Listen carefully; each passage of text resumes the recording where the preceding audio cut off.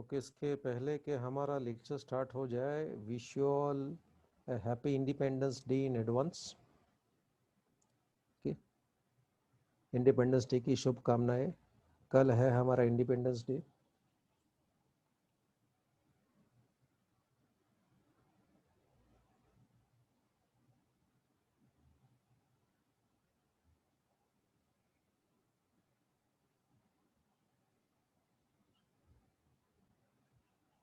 Thank you very much and wish everybody the same.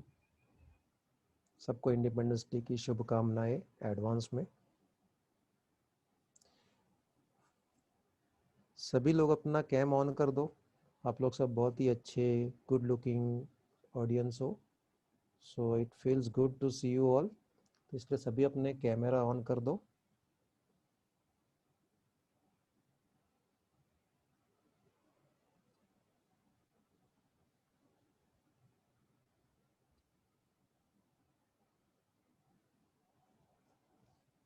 Speak loudly. Okay, now ठीक। अभी okay, अभी आवाज आ रही है बराबर?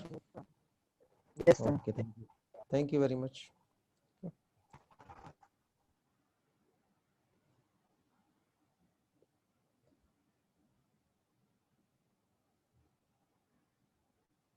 I will start the today's session.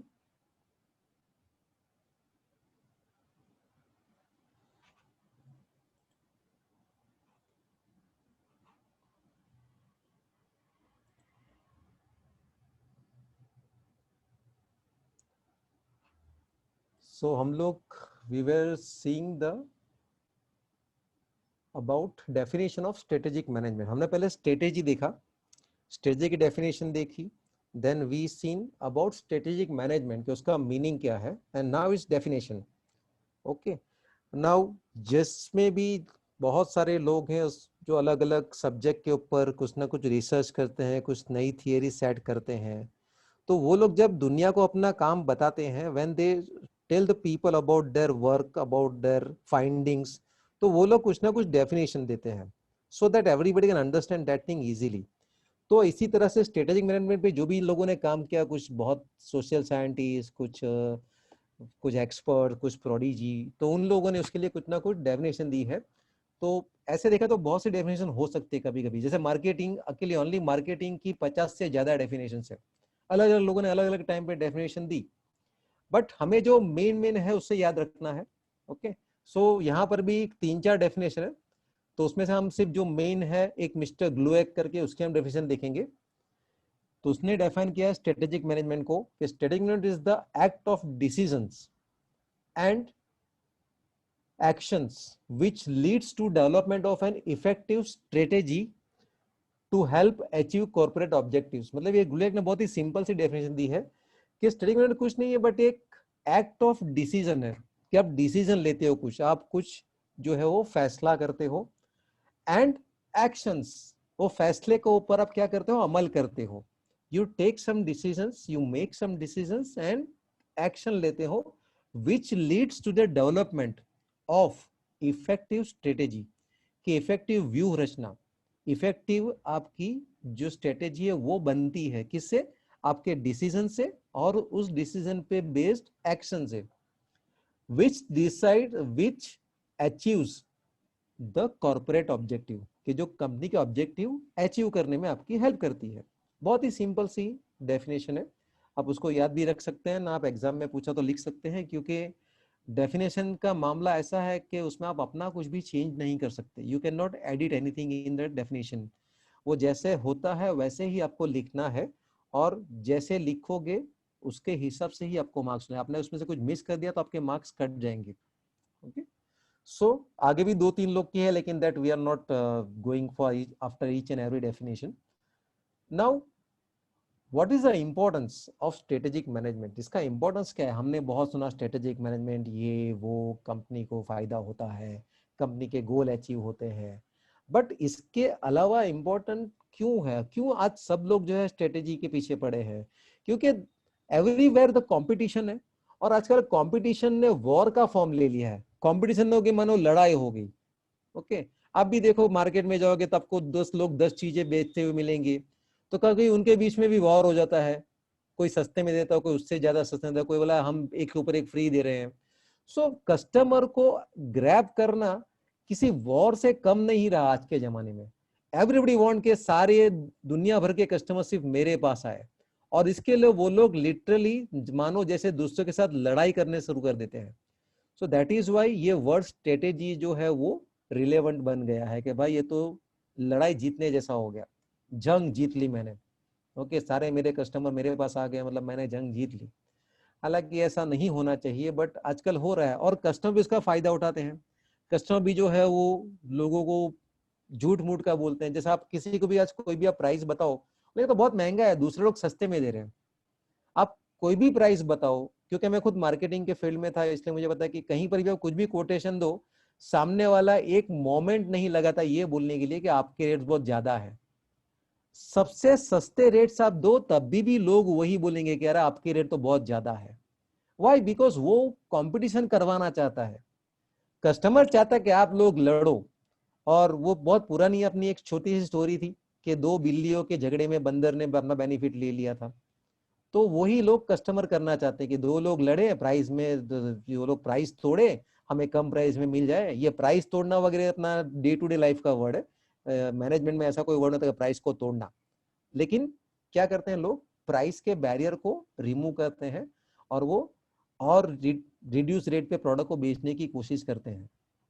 So this is happening all around the globe. दुनिया भर में ये चल रहे हैं ट्रेंड्स कि price war Khelo. But price war में क्या होता है, कस्टमर को इनडायरेक्ट नुकसान होता है, डायरेक्ट नुकसान नहीं।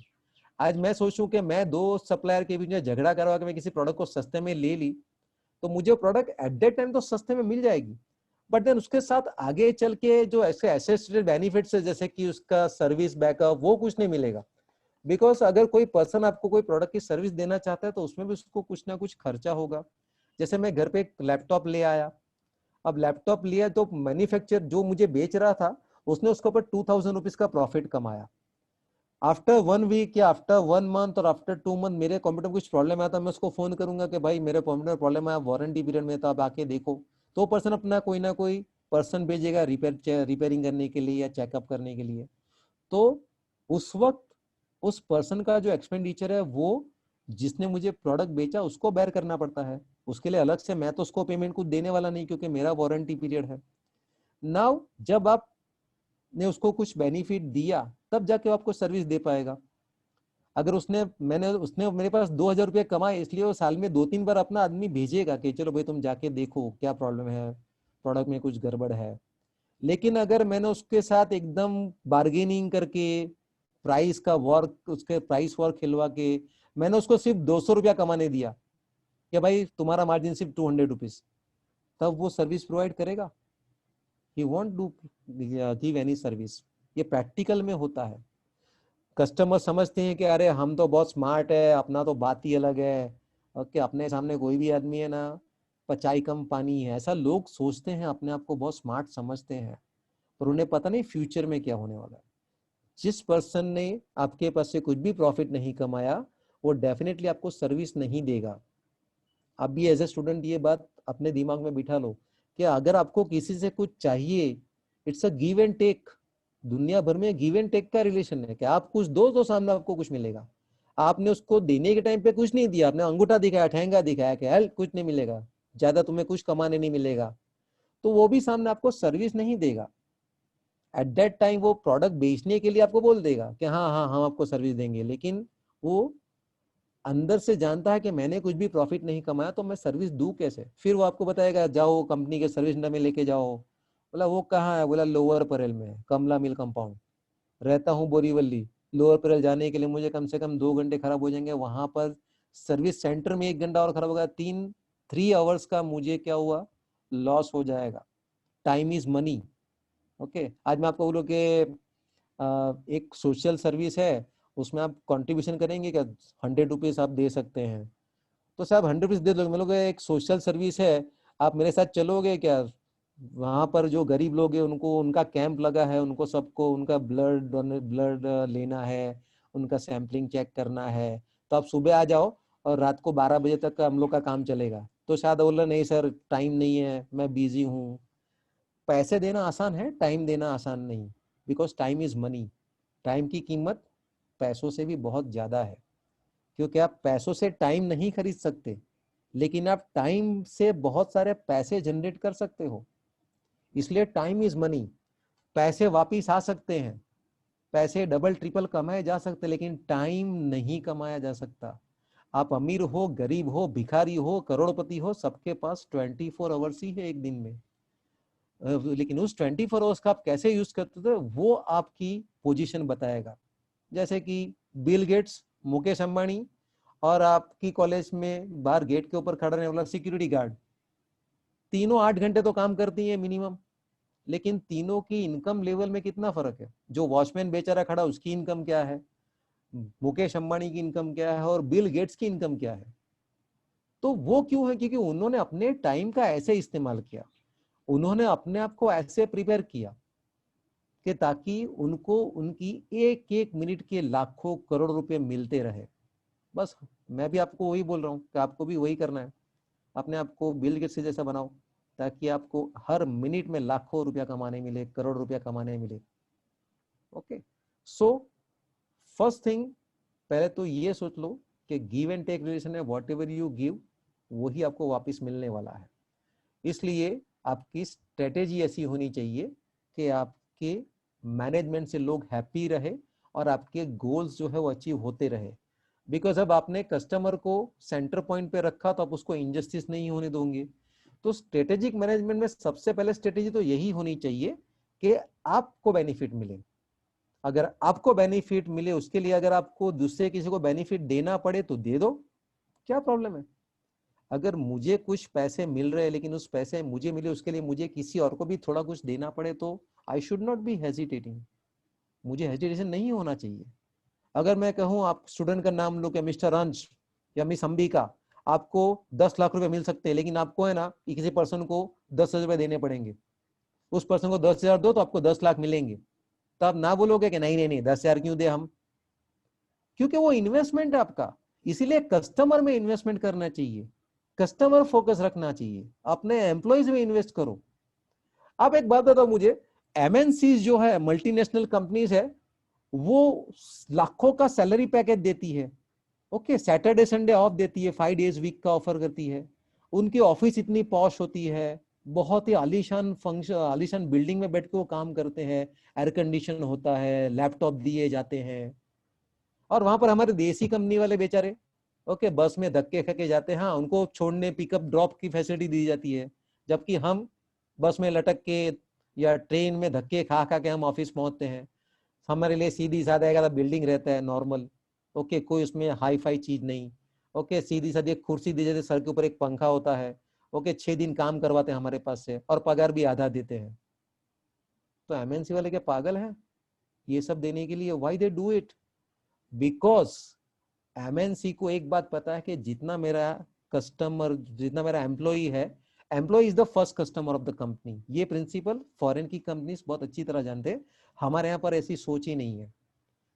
वो तो घर की मुर्गी दाल बराबर के, यार करेगा काम, नहीं करेगा तो निकाल देंगे। ओके, नौकरी छूट जाएगी ना तो पता चलेगा, सीधा हो जाएगा एक नंबर का। सो हमारे यहाँ पर एक्सप्लॉयटेशन चलता है, लोगों को मजबूर किया जाता है।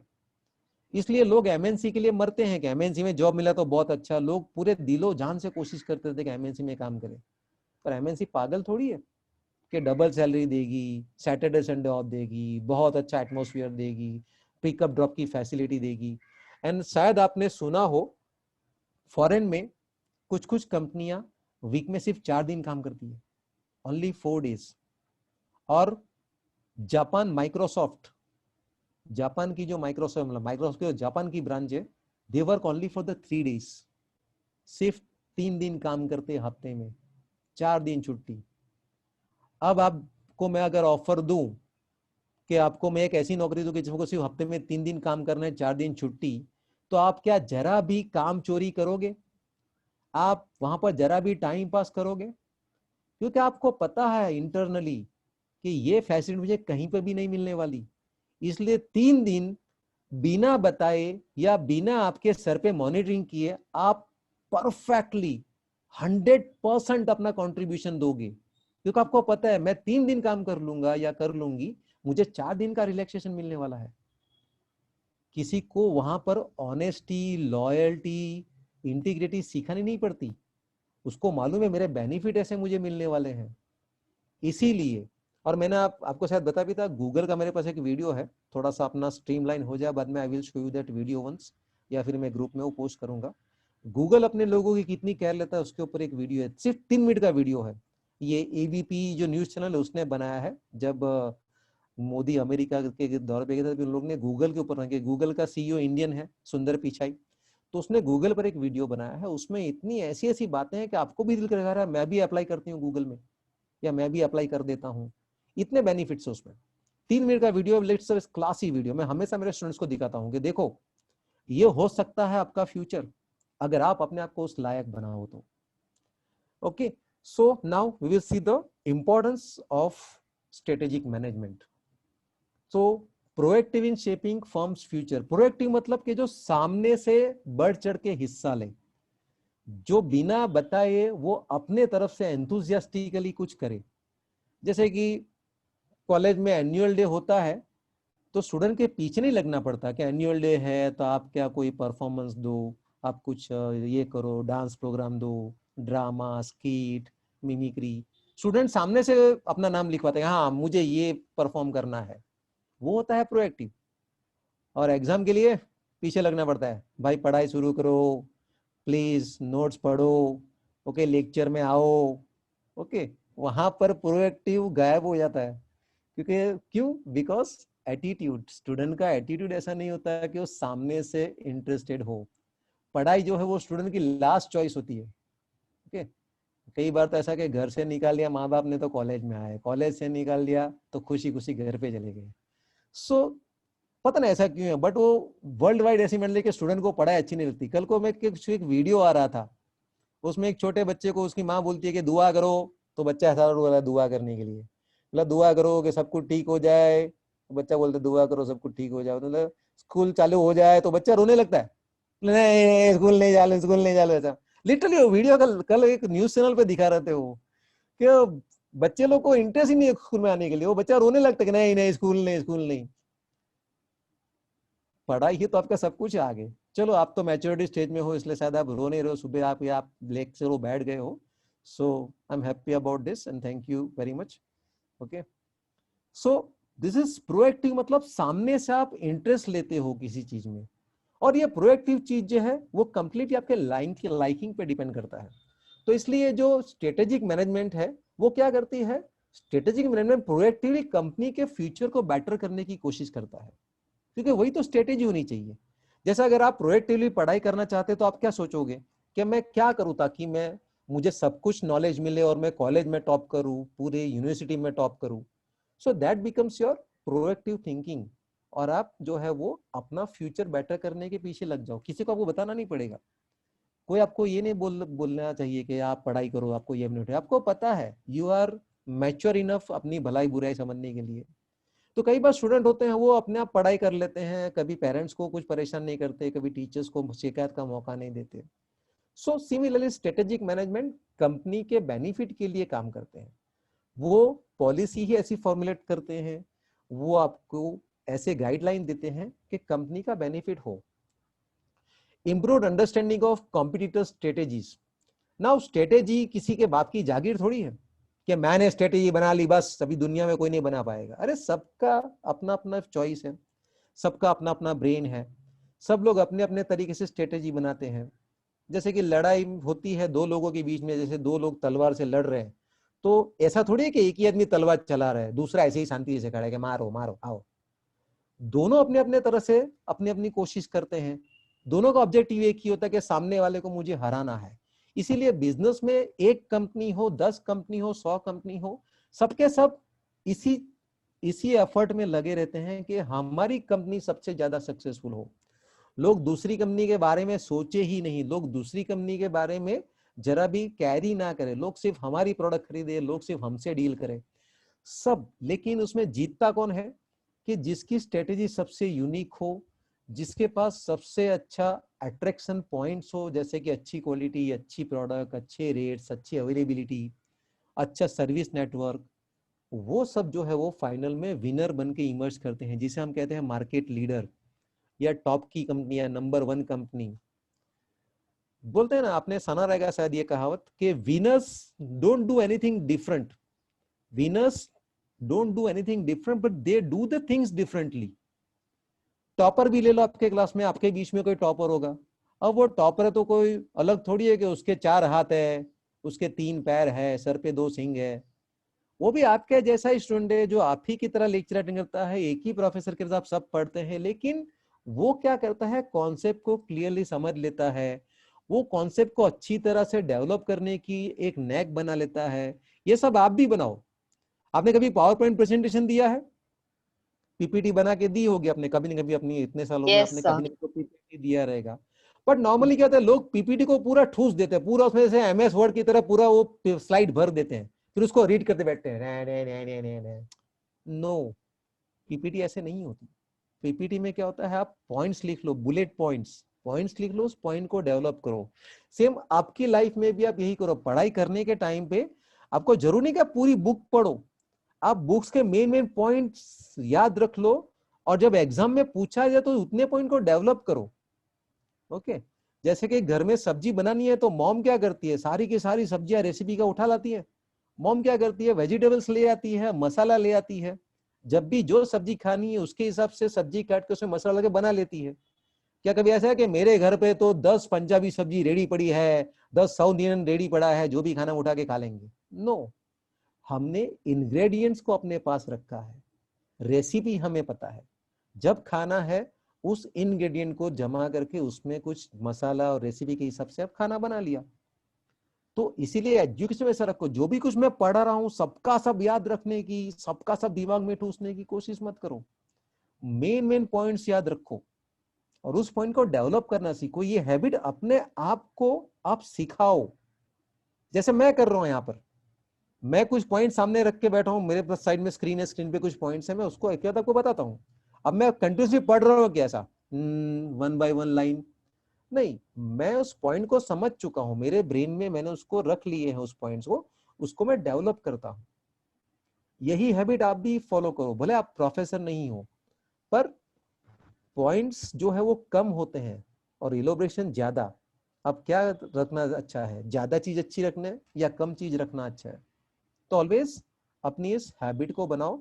आप चाहे तो इसके लिए हेल्प भी ले सकते हो, प्रोफेसर की हेल्प ले सकते हो, सब्जेक्ट का जो ये होता है, सब्जेक्ट की जो टेक्स्ट बुक है उसकी आप हेल्प ले सकते हो। तो इसलिए improve understanding of competitive strategy, के सब लोगों की स्ट्रेटेजी होती है, उसको समझो कि ये क्या कर रहा है, रस्सा कंप्यूटर क्या कर रहा है, उसके लिए मैं क्या कर सकता हूँ, so that I can be better than this people. आपके कॉम्पिटिटर से बेटर कैसे बन सकते हो आप, वो आप उसको स्टडी कर सकते हो। Enhance awareness of threats.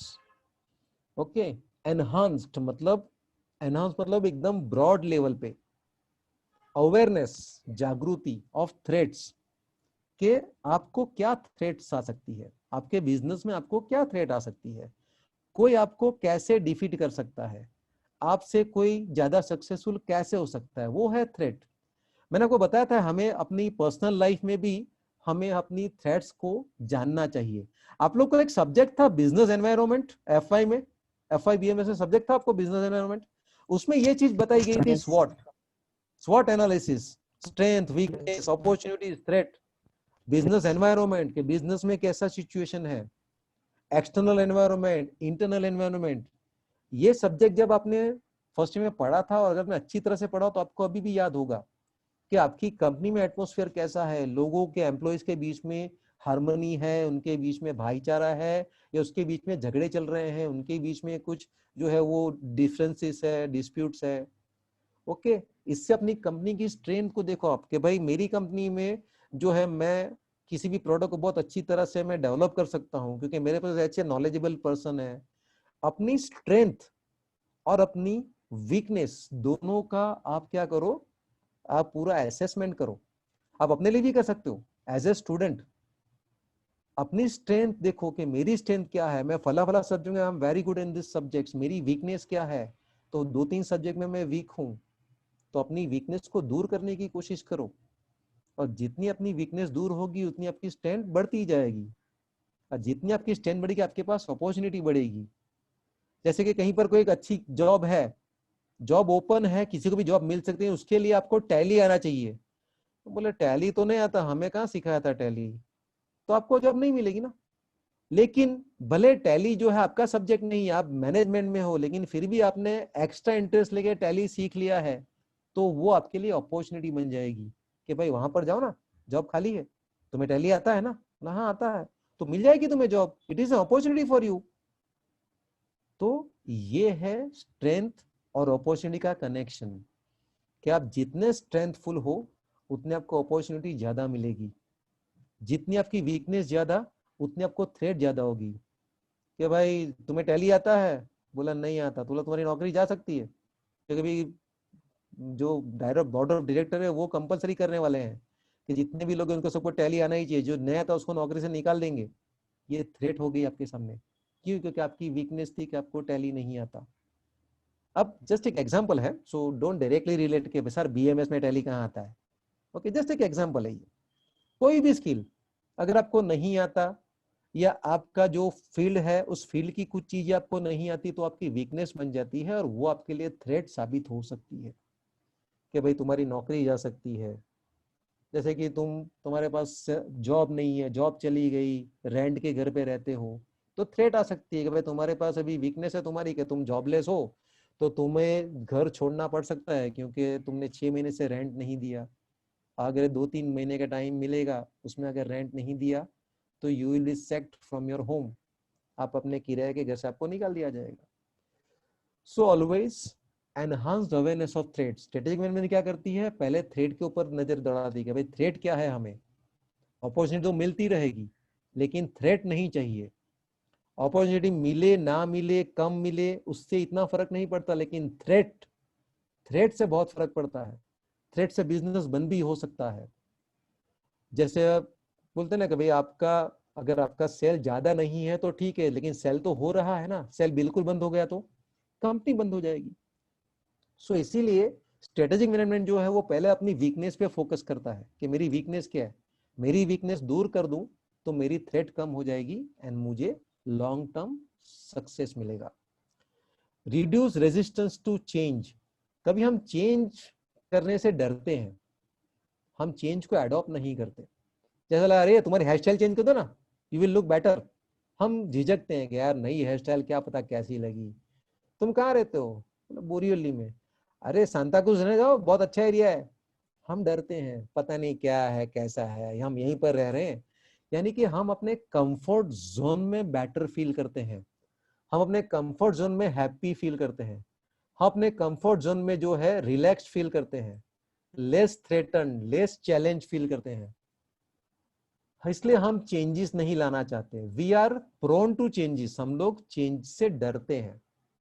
इसी तरह से कंपनी में कोई नई पॉलिसी इंप्लीमेंट करने की बात करो तो लोग अपोज करेंगे, नहीं नहीं वो नहीं चाहिए। किसी कंपनी में बोल दिया कि अभी पूरा काम कंप्यूटर पे होगा, लोग मना कर देंगे, नहीं सर हमें कंप्यूटर नहीं आता और 50 प्रॉब्लम है, ये है वो, वही अपना अच्छा है, हाथ से सब बुक में लिखते जाओ, दैट इज गुड। लोग अकाउंटिंग चेंज करने से डरते हैं, people even don't change accounting to computerised. वो सब कौन झंझट करेगा, सारा डेटा कौन कंप्यूटर में फीड करेगा, कंप्यूटर खराब हो गया तो, कंप्यूटर में वायरस आ गए तो, ये सारे एक्सक्यूजेस होते हैं चेंजेस नहीं करने के लिए। तो इसलिए रिड्यूस रेजिस्टेंस टू चेंज, बोला ये नई स्ट्रेटेजी है इसलिए हमें उसको फॉलो करना है, इसलिए फिर लोग चेंज को एक्सेप्ट कर लेते हैं, चलो ठीक है।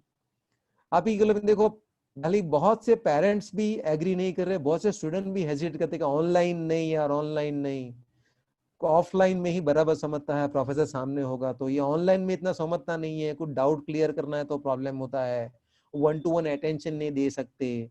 बहुत से स्कूल के बच्चे लोगों को बोलते हैं छोटे बच्चे हैं वो कैसे ऑनलाइन पढ़ेंगे, उनका तो अटेंशन ही नहीं रहता है, उनका तो ध्यान बिल्कुल नहीं रहता है। सो ये चेंज से लोग डरते थे, लेकिन आप देखो पिछले 3-4 महीने में ऑलमोस्ट सारी स्कूल्स में ऑनलाइन एजुकेशन चालू हो गया।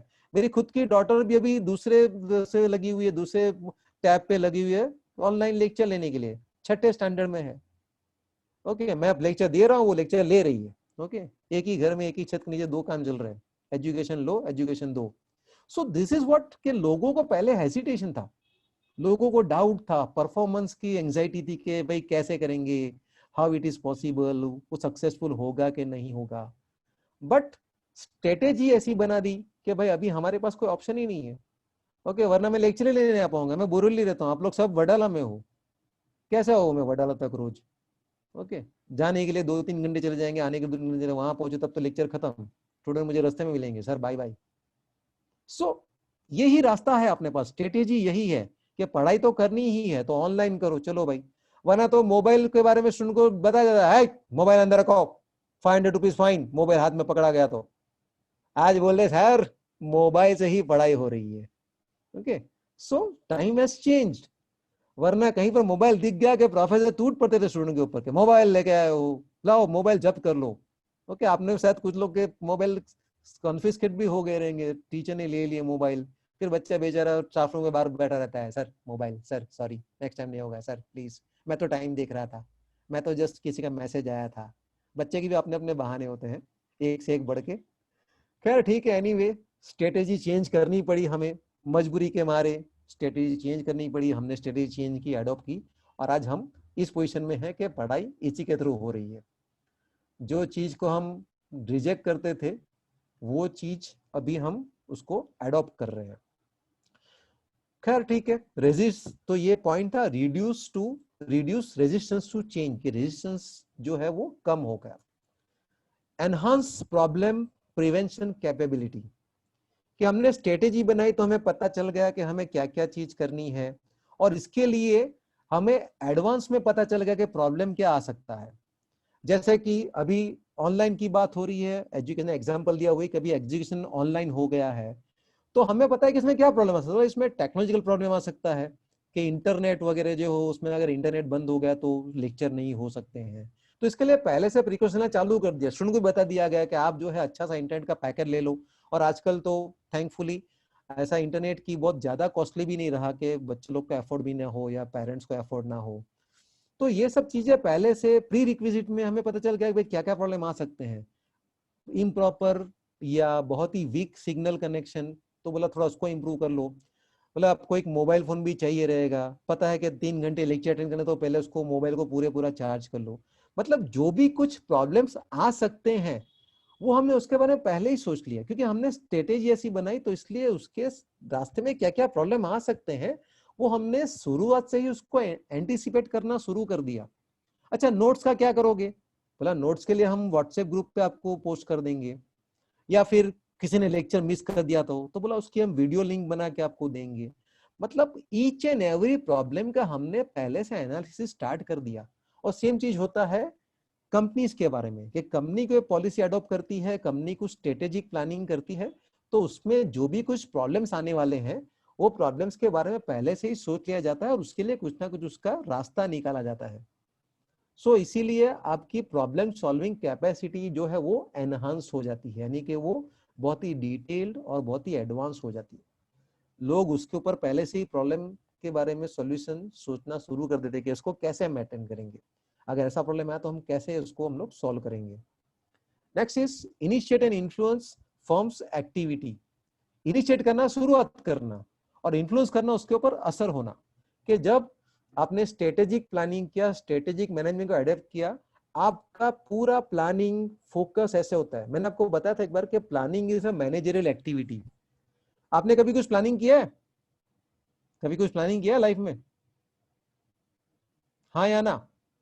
Quick response. किया है प्लानिंग? कुछ नहीं ना, हम क्या प्लानिंग, हम तो स्टूडेंट है, बराबर, हम तो स्टूडेंट है, हम क्या प्लानिंग करेंगे। बट ये सही नहीं है।